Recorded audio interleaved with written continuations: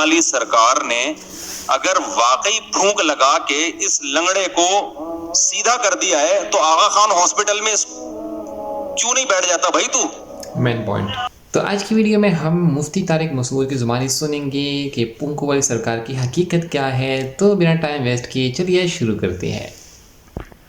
آج کی ویڈیو کافی زیادہ انٹرسٹنگ ہونے والی ہے. چوف چوف والی سرکار کے بارے میں مفتی طارق مسعود کے ایک بلاگ ویڈیو کے بارے میں ہم ریئیکشن کرنے والے ہیں. تو بنا ٹائم ویسٹ کیے چلیے شروع کرتے ہیں. گڑبڑ کہاں آتی ہے؟ جہاں آپ کو عقیدت ہو. عقیدت اس محبت کو کہتے ہیں جو کسی کی بزرگی کی وجہ سے ہو رہی ہو. یہاں لوگوں کی اصلاح بھی ہوتی ہے اور لوگ اس عقیدت میں گمراہ بھی ہوتے ہیں. کیونکہ جب آپ کو کسی سے عقیدت ہو گئی نا تو آپ کے دماغ میں کھوپڑی میں یہ بات آ جاتی ہے کہ اب یہ جو کہے گا صحیح کہے گا. جیسے پھونکوں والی سرکار، لوگوں کو عقیدت ہو گئی نا. اب لوگ یہ نہیں دیکھ رہے کہ پھونکوں والی سرکار نے اگر واقعی پھونک لگا کے اس لنگڑے کو سیدھا کر دیا ہے تو آغا خان ہاسپٹل میں کیوں نہیں بیٹھ جاتا بھائی تو؟ Plus point. کامن سینس کی بات ہے نا بھائی. اتنے معذور آ رہے ہیں بائکوں سے گرنے والے، آپ ایک سلنڈر میں پھونک بھر کے دے دیں، ہم اسی سلنڈر سے لوگوں کو اسپرے کرتے رہیں گے، ٹانگیں صحیح ہوتی رہیں گی.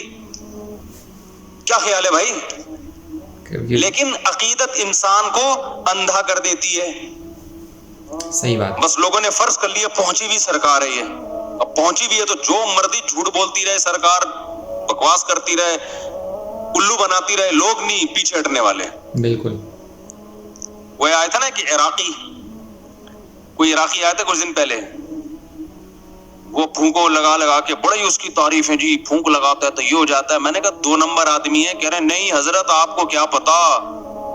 میں نے کہا بھائی کون سی کرامت کی قسم ہے؟ کرامت کا صدور کبھی کبھار کسی سے ہو جاتا ہے، وہ بھی بزرگ ہو. یہ تو آیا کرامت سینٹر کھولا ہوا ہے اس نے تو پورا، تو کرامت سینٹر کھول لیا اس نے بھائی پورا. آئی تھنک تو اتنی کرامتیں تو قرآن میں اہل اللہ کی بیان نہیں ہوئی ہیں جی. ہر ایک کوئی ٹھیک کرتا جا رہا ہے اور جو مسئلہ ہو اس کا حل اس کے پاس موجود ہے. لیکن ہمارے بڑے بڑے لوگ متاثر تھے. اس کے بعد جب بھاگا ہے تو پتا چلا کہ یہ بھی ڈرامہ تھا. تو یہ عقیدت ہے انسان کو کیا کر دیتی ہے؟ اندھا کر دیتی ہے. اندھا. اللہ کرے بیوی کو شوہر سے عقیدت ہو جائے. کیا خیال ہے؟ یہ نہیں ہوتی، پتہ نہیں کیا مسئلہ ہے. امپاسبل ہے. محبت تو کرتی، عقیدت نہیں. عقیدت کا مطلب کہ بھائی بس محبت ہے، میرے بچوں کا باپ ہے، زیادہ بزرگ نہیں مانتی اس کو. یدی عقیدت میں پاگل ہو جائے کہ میرے بہت میاں بہت اچھے بچے کیا ہیں. بھائی محبت ہے مجھے، میرے بچوں کا باپ ہے، گیس بجلی کا بل دے دیتا ہے، بہت اچھا آدمی ہے. محبت ہے اس وجہ سے بیوہ نہیں ہونا چاہتی، طلاق بھی نہیں چاہتی. عقیدت نہیں ہوتی ہے. عقیدت کس سے ہوتی ہے؟ علماء سے، بزرگوں سے، مذہبی رہنماؤں سے.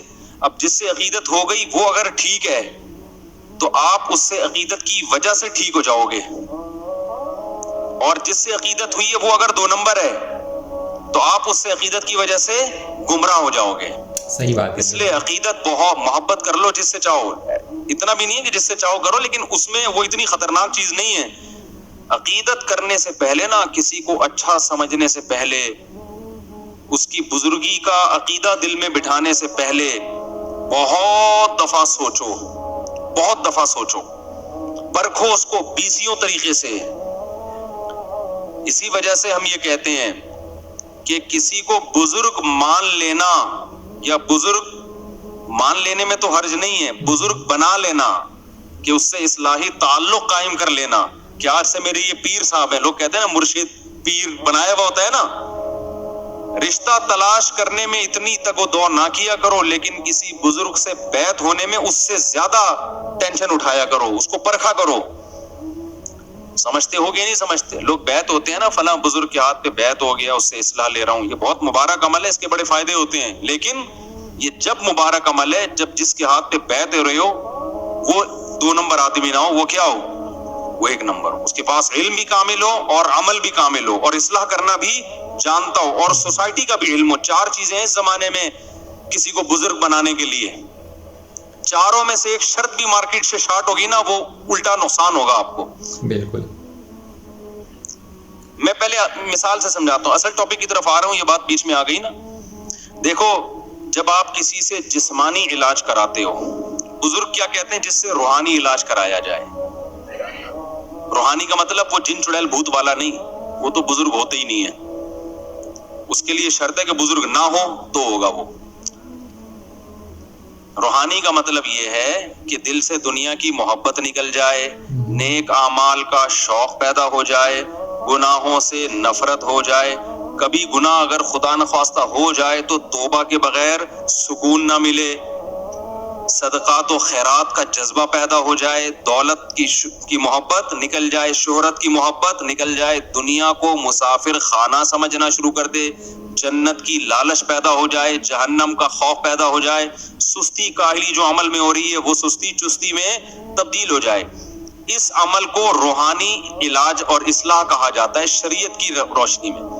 انسان کی زندگی کے دو پہلو ہیں, ایک جسمانی اور ایک روحانی. جسمانی ڈاکٹر ڈاکٹر کہلاتے ہیں, روحانی ڈاکٹر بزرگ کہلاتے ہیں. سمجھ میں آ رہی بات کی نہیں آ رہی ہے؟ بالکل. صحابہ کرام جسمانی علاج حکیم اور طبیب سے کرواتے تھے, روحانی علاج کے لیے اللہ نے کس کو بھیجا؟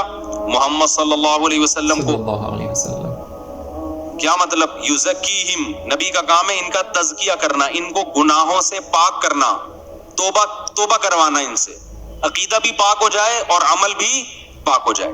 تو یہ روحانی. تو نبی کے بعد صحابہ روحانی معالج تھے, تابعین کے بعد تابعین تبع تابعین کے لیے. یہ سلسلہ سینہ بسینہ آج تک چلا رہا ہے. یہ جو 4 سلسلے ہیں نا, نقشبندی, قادری, سہراوردی اور چشتی, یہ چاروں سلسلے اسی کی کڑی ہیں ایک, کہ باقاعدہ پھر اہل اللہ نے, اللہ والوں نے اس کو باقاعدہ ایک مرتب کیا, اس کو ایک نظام بنایا. جیسے فقہ پہلے بکھرا ہوا تھا نا, فقی مسائل, لیکن اس بکھرے ہوئے کام کو فقہا نے سمیٹ کے 4 سلسلوں میں بند کر دیا. حنفی, مالکی, شافعی, حنبلی, چاروں برحق ہیں. تو ایسے ہی جو اصلاح امت کا کام تھا نا, جس کو تصوف نام دیا جاتا ہے, یہ روحانی علاج کہا جاتا ہے, یہ بھی بکھرا ہوا تھا. تو یہ 4 سلسلوں میں کیا ہو گیا؟ بند ہو گیا. چشتی, قادری, سہراوردی اور نقشبندی, اس میں بڑے بڑے بزرگ گزرے ہیں. اب جیسے یہ جو 4 سلسلے حنفی, مالکی, شافعی, حنبلی, اس میں بڑے بڑے فقہا گزرے ہیں, لیکن بدعتی بھی گزرے ہیں. تو ایسے ہی یہ 4 تصوف کے سلسلے میں بڑے بڑے اللہ والے گزرے, مگر 2 نمبر بھی گزرے ہیں. کیونکہ فوراً لوگ مثال دیتے ہیں فلاں 2 نمبر تھا. بھائی 2 نمبر تو ہر طبقے میں ہوتے ہیں نا, اس کا یہ مطلب تھوڑی ہوتا کہ سلسلہ ہی غلط ہو گیا. بالکل صحیح بات ہے. تو پوری دنیا میں جہاں بھی آپ جائیں گے نا, جتنے بڑے بڑے اللہ والے گزرے, میجورٹی انہی 4 سلسلوں میں سے کسی میں سے تعلق نظر آئے گا آپ کو. یہ کس کے لیے؟ روحانی علاج. اب روحانی علاج کا مطلب سمجھ گئے؟ کیونکہ یہ عامل لوگ پھر کیش کراتے ہیں, دیکھو مفتی صاحب بھی روحانی علاج کے قائل ہیں, لہذا آئیے چڑیل ہم سے بھگوائیے. وہ روحانی علاج نہیں.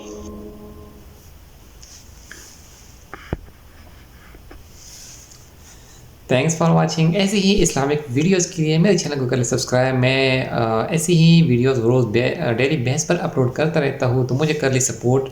تو سپورٹ سے کیا ہوگا کہ مجھے موٹیویشن ملے گی, اور میں ایسی ہی ویڈیوز روز لاتا رہنے میں دیر نہیں کروں گا. تو تھینکس فار واچنگ. ملتے ہیں اگلی نیو ویڈیو کے ساتھ. تب تک کے لیے مجھے اجازت دیجیے. Take care. اللہ حافظ.